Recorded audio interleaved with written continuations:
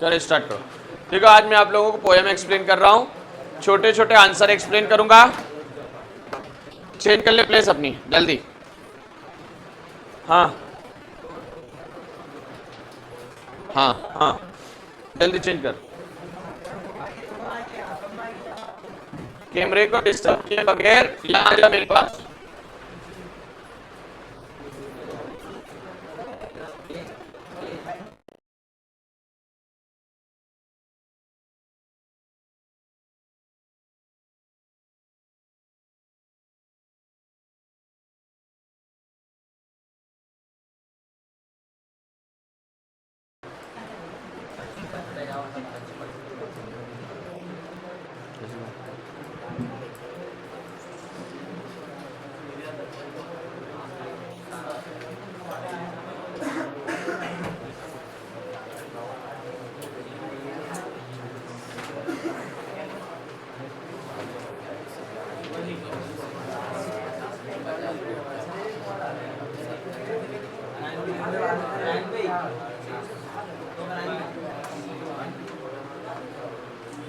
सुनिए, चैप्टर का नाम है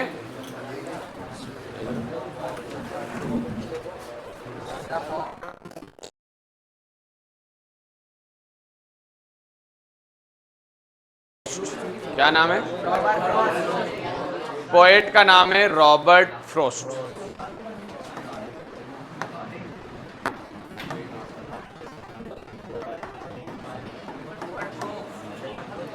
फॉग के बारे में पोएट एक्सप्लेन करना चाहता है।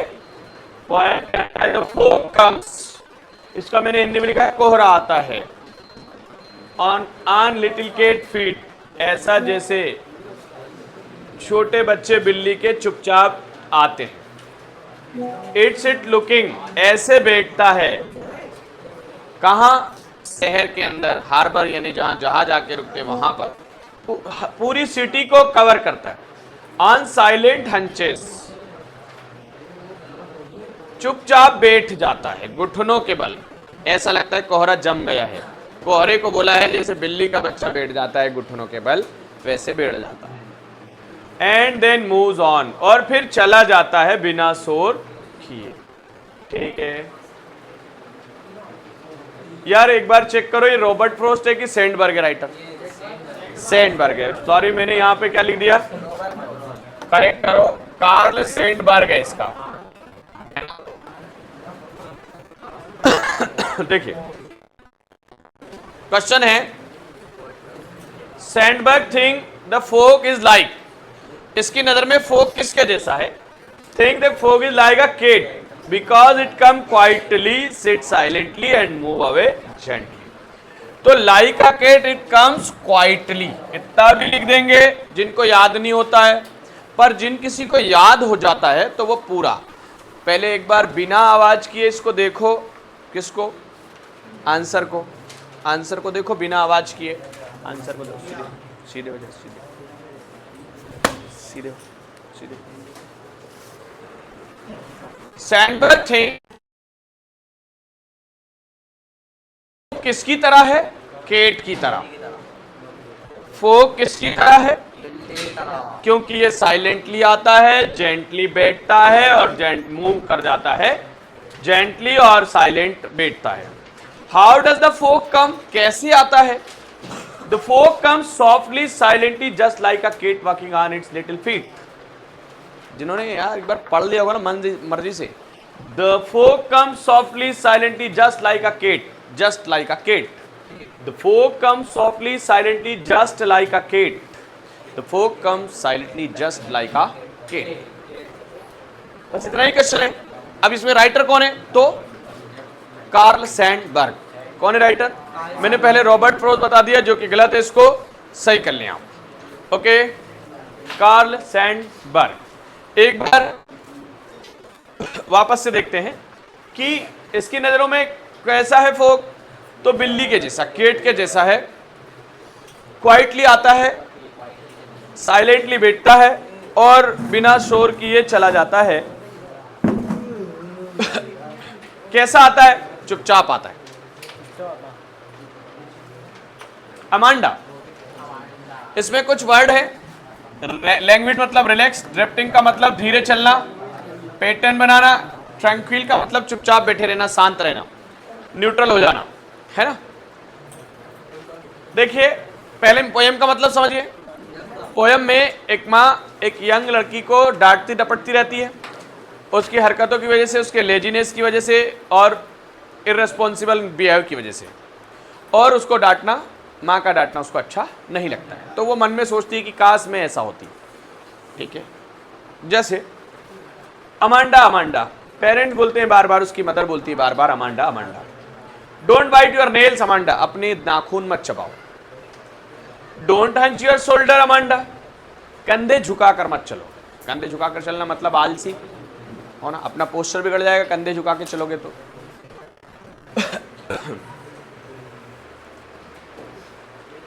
Stop that slouching and sit up straight, झुककर मत बैठो, धीरे धीरे चलो। There is a language emerald sea. अब इतनी बात उसकी माँ ने बोल दी। अब ये मन में क्या सोच रही है, मान लो मैं एक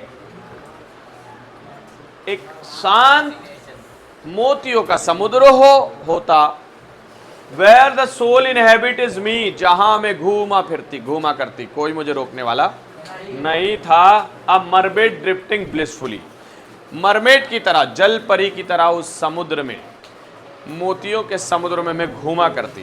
काश ऐसा होता कि मैं एक जल परी होती। कौन सोच रहा है ऐसा? क्यों सोच रही है? क्योंकि उसकी मदर ने 3-4 बार को डांट दिया उसको, तो वो क्या सोच रही है कि काश में कौन होती, जो समुद्र के अंदर, शांत समुद्र के अंदर अपनी मर्जी से घूमती। मरमेड समझती है अपने आप को। फिर अब वापस से उसकी मदर डांटेगी, did you finish your homework, क्या होमवर्क कर लिया? Did you tidy your room, क्या कमरा साफ किया? फिर अब अमांटा क्या सोच गया, I thought I told you to clean your shoes, मैंने तुम्हें जूते साफ करने का कहा था, बोला था, लेकिन जूते साफ किए या नहीं किए? अब फिर क्या बोल रही है, काश में अनाथ होती, काश में गलियों में घुमा करती, पैटर्न बनाती, विथ माई हस्ड बेयर फीट, अपने पैरों से, नंगे पैरों से घूमा करती। कोई बोलने वाला नहीं होता कि जूते हैं कि नहीं है, जूते पहने कि नहीं पहने, साफ किए कि नहीं किए, कोई कहने सुनने वाला नहीं होता। काश में ऑर्फन होती। The silence is golden, the freedom is sweet, चुप रहना ही बेहतर है, पर अगर आजादी होती तो ये सबसे अच्छी बात थी। ऐसा कौन सोच रही मन में? अमांडा। क्यों? क्योंकि उसकी शायद उसकी मदर उसको डांट रही है, बार बार उसको टॉन्टिंग कर रही है। Don't eat the chocolate Amanda, chocolate मत खाओ। क्या मत खाओ? रिमेंबर योर एक्ने अमांडा, चेहरे पे क्या आ जाएंगे, पिंपल आ जाएंगे। Will you please look at me when I am speaking to you Amanda, मेरी तरफ देखो जब, क्योंकि मैं तुमसे बात कर रही हूं या कर रहा हूं। अब क्या सोच रही है वो, आई एम रेपुंजल, कि काश मैं परी होती। क्या होती? आई एम नॉट, मैं परी हूं, मुझे किसी की कोई परवाह नहीं है। मेरी लाइफ एक बहुत ऊंचाई पे एक महल बनाए वहां है, इसलिए मुझे किसी की कोई चिंता। I certainly never let down my bright hair, वो कहती है कि वो अपनी बाल नीचे नहीं लटकाएगी, उसकी मर्जी। वो stop that sulking at once Amanda, फिर क्या सोच रही है, चुपचाप रहना बंद करो, मुंह बिगाड़ना बंद करो, हमेशा एक अलग ही दुनिया में खोई रहती हो।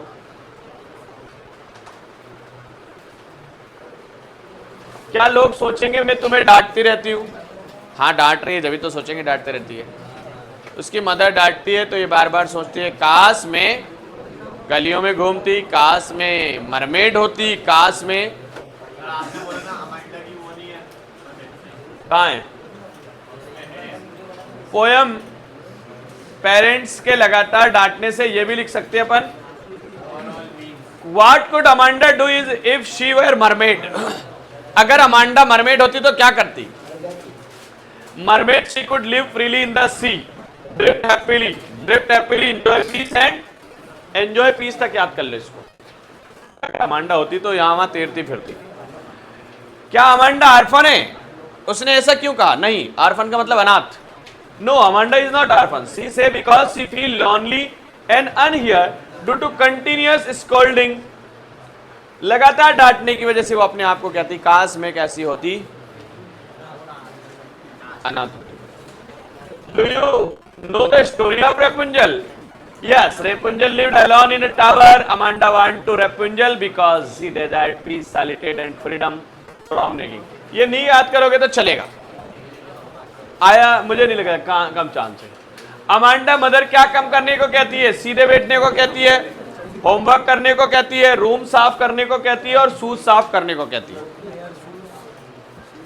अमांडा क्या करने को कहती है? चॉकलेट नहीं खाने को कहती है.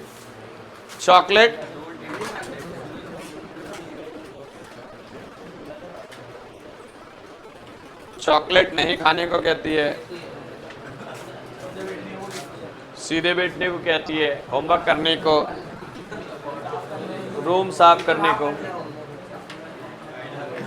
जब वो बोले तो उसकी तरफ देखने को. डू नॉट क्या नहीं करने का बोलती है? नाखून मत काटो, हंच शोल्डर, स्लोच, चॉकलेट मत खाओ, उदास मत रहो.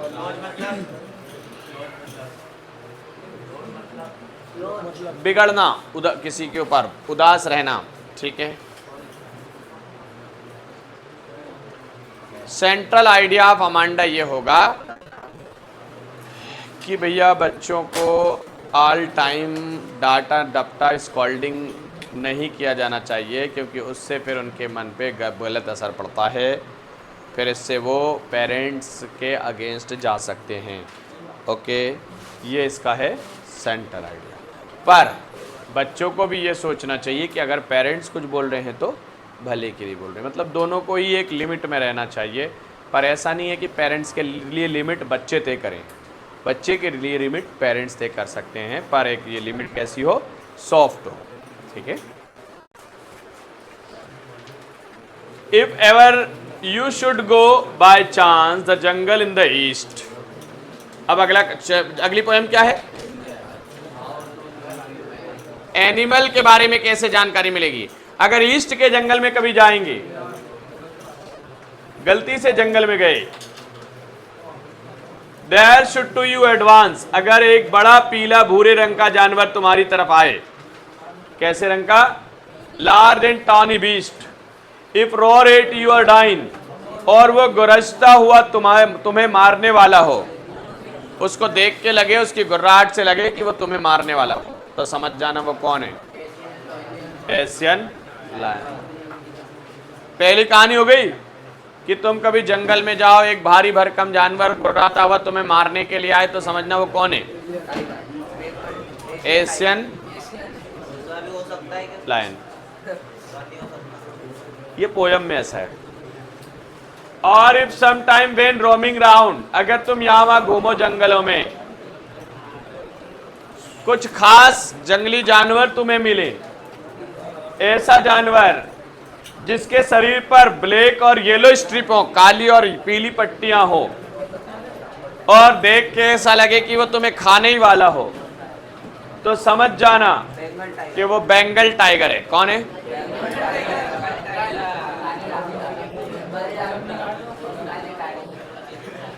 अगर तुम्हें स्पोर्ट वाला जानवर नजर आए जिसकी बॉडी पे ब्लैक ब्लैक स्पॉट हो, तो और ऐसा तुम्हारे ऊपर झपट्टा मार दे, क्या मार दे? तो समझ जाना ये लेपर्ड है. कौन है?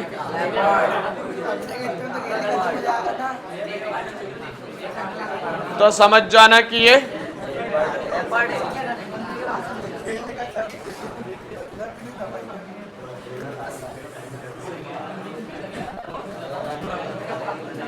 तुम्हें चिल्लाने की कोई जरूरत नहीं है, क्योंकि वो बार बार हमला करेगा. If you are walking round your yard, अगर तुम आंगन में घूम रहे हो, तुम्हें एक एनिमल और मिले जो तुम्हें बहुत तेजी से कस के गले लगा सके तो समझ लेना वो कौन है, bear. If you have any doubt I guess he sell just one more cash. अगर तुम्हें लगे कि नहीं ये गले नहीं लगाएगा, ये तो बहुत अच्छा और सीधा जानवर है, तो फिर तुम्हें सोचने की जरूरत है कि ये तुम्हें क्या कर देगा, मुश्किल में डाल देगा। दो to distinguish beast of pray.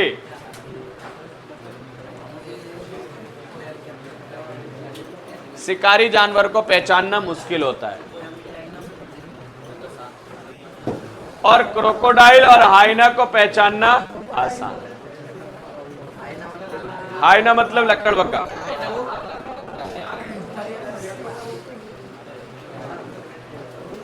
हाइना हमेशा उसका मुंह खुला होता है, ऐसा लगता है हंसता हुआ, और क्रोकोडाइल रोता हुआ लगता है। तो जो रोता हुआ लगे वो क्रोकोडाइल होगा, और जो हंसता हुआ लगे वो हाइना।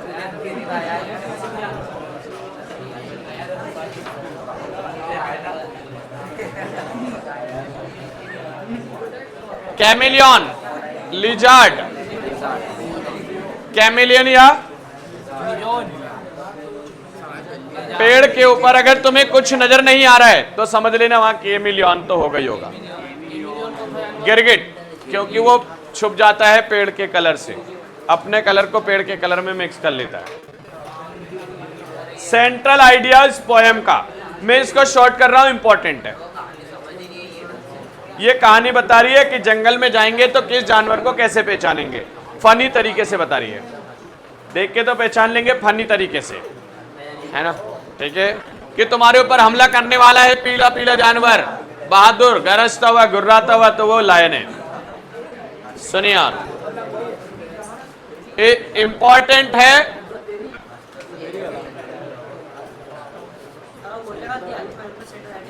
हाँ, टाइगर इन द, ये वाला टाइगर इन द जू का बताओ, एनिमल का बताओ। The poem teach how identify wild animal in humorous way. मजेदार तरीके से, फनी तरीके से कैसे एनिमल को बताएं। Deliberately describe dangerous and funny situation, खतरनाक भी और फनी भी। Animal are recognize only after they attack a person. जहां एनिमल को कब पहचाना जाता है, जब वो उसके ऊपर अटैक कर देंगे, ठीक है। जैसे अपन जू में जाते हैं, वहां लिखा है ना कि अगर तुम्हें किसी को शक हो कि ये जिंदा है या मर गए क्रोकोडाइल, तो अंदर मत चले जाना, क्योंकि ये जिंदे हैं। क्रोकोडाइल ऐसे मुंह फाड़ के सोया रहता है ना, लोगों को लगे क्या लगेगा अपन जाके देख ले, तो गलती भी नहीं करना है ऐसे। देख, this create humour and irony in the poem through this playful style. Poet actually want reader that wild animals are extremely dangerous. Extremely. इसका आंसर बड़ा क्यों लगाया आपने भैया? वैसे तो छोटा ही आंसर है, इसका आंसर अपन बड़ा इसलिए लगा रहे हैं क्योंकि 3 मार्क्स में आएगा सेंट्रल आइडिया। कितने मार्क्स में आएगा? ठीक है, नहीं ये जो पूछा गया है वो समझा रहा हूं मैं, ठीक है। नेक्स्ट, कैमरे को डिस्टर्ब किए बगैर जाना। Poet suggest that you identify lion and tiger. Lion को कैसे आइडेंटिफाई करेंगे? लायन को कैसे आइडेंटिफाई करेंगे?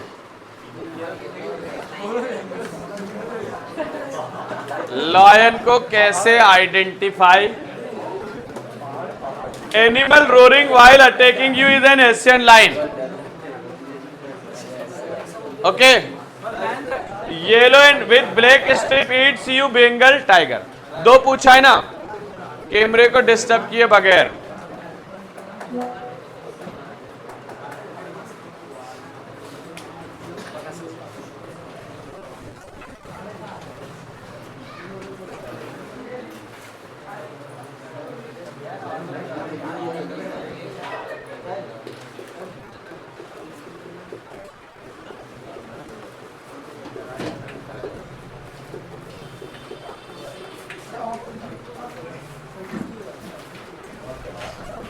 अब टाइगर इन द जू, इसका भी आ सकते हैं क्वेश्चन, है ना। ऐसे घूम जा, His taken his vivid strips. अपनी चमकदार धारियों के साथ धीरे धीरे चलता है। टाइगर के बारे में कि टाइगर जू में कैसा है और जंगल में कैसा है।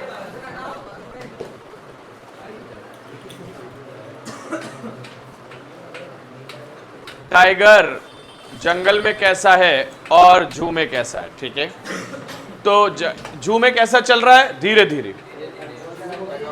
फ्यू स्टेप इन, कुछ ही कदम चल रहा है। कैसा चल रहा है,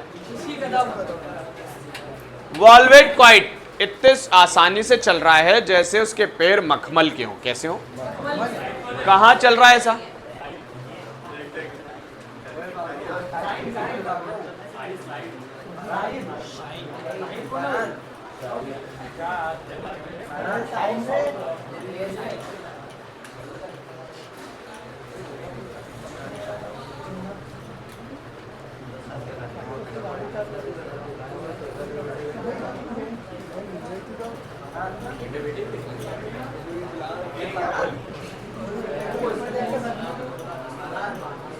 अंदर ही अंदर बहुत गुस्सा कर रहा है। देखो पिंजरे के अंदर कैसा चल रहा है, धीरे धीरे। कैसा चल रहा है,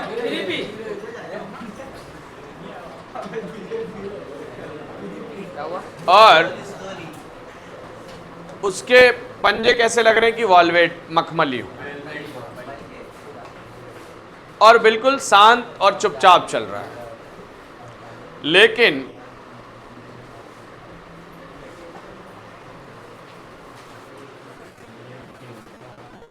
अगर वो जंगल में होता, कहां होता, तो अपने आप को छुपा रहा होता कहीं झाड़ियों में या छांव के अंदर, घासों के अंदर फिसल रहा होता, दौड़ रहा होता। पानी के गड्ढे के वहां जहां मोटे ताजे हिरन आ रहे होते हैं, स्नार्लिंग गरज रहा होता। घरों के आसपास, जंगल के आसपास बने घरों के आसपास गरज रहा होता। जंगल के किनारे पे बने घरों के आसपास गरज रहा होता,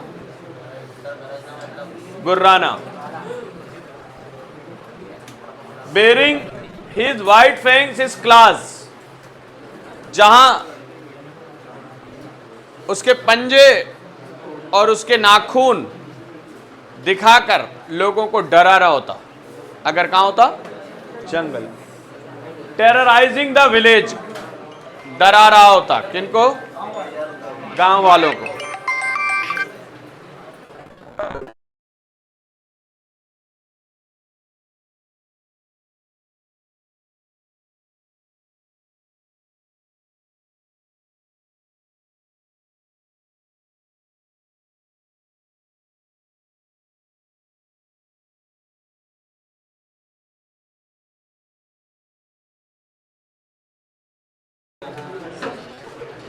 but she is locked in a concrete cell, पर अभी एक सीमेंट के बहुत छोटे से कमरे में बंद है। उसकी सारी ताकत सलाखों के पीछे है।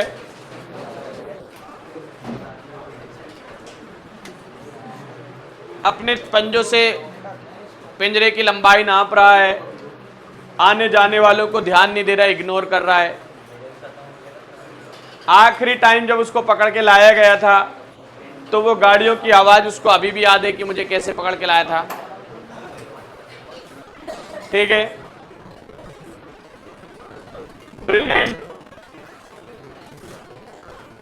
अपनी चमकती आंखों को